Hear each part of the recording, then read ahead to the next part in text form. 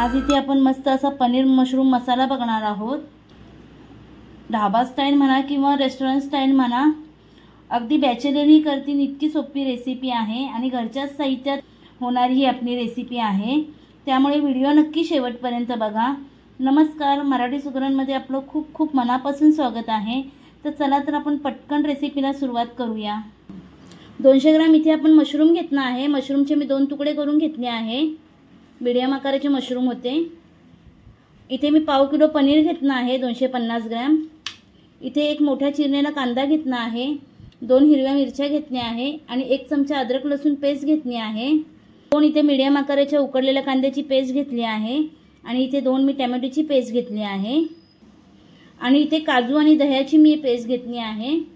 100 gram दह्यामध्ये मी 10 ते 12 काजू टाकून याची मी बारीक अशी पेस्ट करून घेतली आहे। मसाल्यामध्ये आपल्याला 1 चमचा इथे किचन किंग मसाला घेतला आहे मी, 1.5 चमचा काश्मीरी पावडर घेतली आहे, पाव चमचा हळद घेतली आहे, 1.5 चमचा इथे मी तिखट लाल मिरची पावडर घेतली आहे, अर्धा चमचा मीठ घेतला आहे आणि 1 पाव चमचा साखर घेतली आहे आणि इथे 1 चमचा मी कस्तुरी मेथी घेतली आहे। तर आता आपण मशरूम मसाल्याला फोडणी देऊन घेऊया। तर सर्वात आधी आपण पॅन मध्ये तेल टाकून घेऊया। तर इथे मी 3 ते 4 चमचे तेल टाकून घेतला आहे। यामध्ये आपण तेजपत्ता टाकून घेऊया आणि 1 चक्री फूल टाकून घेऊया, थोडंसं परतून घेऊया। आता यामध्ये आपण चिरलेला कांदा टाकून घेऊया। अगदी रेस्टॉरंट सारखीच ही भाजी होते। कांदा आपल्याला चांगला गुलाबी रंगावर भाजून घ्यायचा आहे। यामध्ये मी 2 हिरव्या मिरच्याही टाकून घेते। हिरव्या मिरचीला मी कट मारून घेतला आहे मिरच्यांना मी। तर इथे आपला कांदा चांगला भाजला आहे। आता यामध्ये आपण 1 चमचा अद्रक लसूण पेस्ट टाकून घेऊया आणि 1-2 मिनिटांसाठी अद्रक लसूण पेस्ट ही आपल्याला चांगली तेलामध्ये परतायची आहे। अद्रक लसूणचा कच्चेपणा जाईपर्यंत आपल्याला तेलामध्ये परतून घ्यायची आहे। तुम्ही तेलाऐवजी यामध्ये बटरही टाकू शकता, बटरमध्ये ही भाजी करू शकता किंवा आता आपला अद्रक लसूणही चांगलं भाजून झाला आहे। आता आपण कांद्याची पेस्ट टाकून घेऊया आणि कांद्याची पेस्ट आपल्याला तेल सुटेपर्यंत चांगली परतून घ्यायची आहे। उकडलेले कांदे असल्यामुळे आपल्याला जास्त वेळ लागणार नाही भाजायला। जर तुम्ही इथे कच्चा कांदा वापरत असाल, कांद्याचा कच्चापणा जाईपर्यंत आपल्याला तर व्यवस्थित अशी तेल सुटेपर्यंत तीही भाजून घ्यायची आहे। आता यासोबत आपण मसालेही टाकून घेऊया, म्हणजे मसालेही आपले कांद्यासोबत व्यवस्थित भाजले जातील। सतत हलवतही आपल्याला भाजून घ्यायचं आहे। आपण यामध्ये थोडंसं पाणी टाकून घेऊया 1 चमचा, म्हणजे मसाले आपले जळणार नाहीत। थोडं थोडं पाणी टाकून याला भाजून घ्यायचं आहे, म्हणजे आपला मसाला खाली चिटकणार नाही। 2 ते 3 मिनिटं हा मसाला मी चांगला भाजून घेतला आहे तेलामध्ये। कांद्याची पेस्ट चांगली भाजून घेतली आहे तेलामध्ये। तुम्ही बघू शकता आपल्या साईडूनही तेल सुटलं आहे। आता यामध्ये आपण टोमॅटोची प्युरी टाकून घेऊया।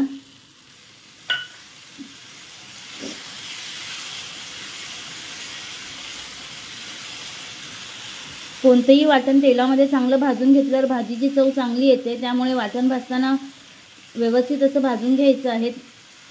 साईडून त्याला तेल सुटलं पाहिजे, अशा पद्धतीने आपल्याला भाजून घ्यायचं आहे वाटण चांगलं, म्हणजे आपल्या भाजीलाही चव चांगली येते।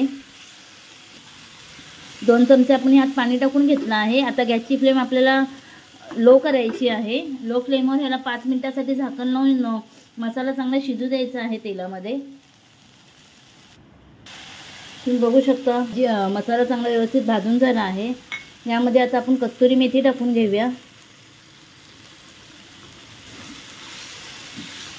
काजू आणि दही जे आपण वाटून घेतलं आहे बारीक असं ते टाकून घेऊया। काजू आणि दह्याची पेस्ट टाकून घेतली आहे आपण ह्याच्यामध्ये। ही आपल्याला व्यवस्थित अशी भाजून घ्यायची आहे। यामध्ये आपण थोडंसं पाणी टाकून घेऊया। 1-1 चमचा पाणी टाकतच आपल्याला हे वाटण व्यवस्थित असं भाजून घ्यायचं आहे सतत हलवत। आता याच्यावर झाकण ठेवून आपण 1-2 मिनिटांसाठी मीडियम फ्लेवर वाफ देऊन घेऊया मसाल्याला चांगलं। तर तुम्ही इथे बघू शकता आपल्या मसाल्याला किती छान असं तेल सुटलं आहे साईडून। दह्यामुळे आणि काजूमुळे मसाल्याला चांगलं तेल सुटतं। आता यामध्ये आपण मशरूम टाकून घेऊया।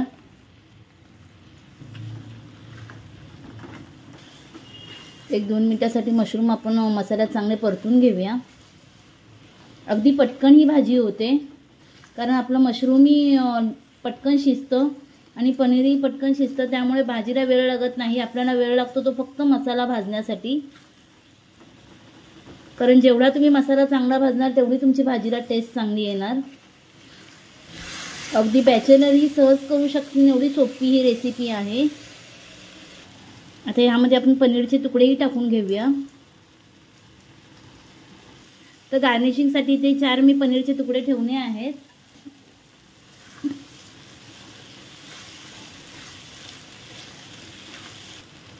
आता याच्यामध्ये थोडंसं पाणी टाकून घेऊया आपण। मी मिक्सरचं भांडं धुवूनच पाणी घेतलं आहे।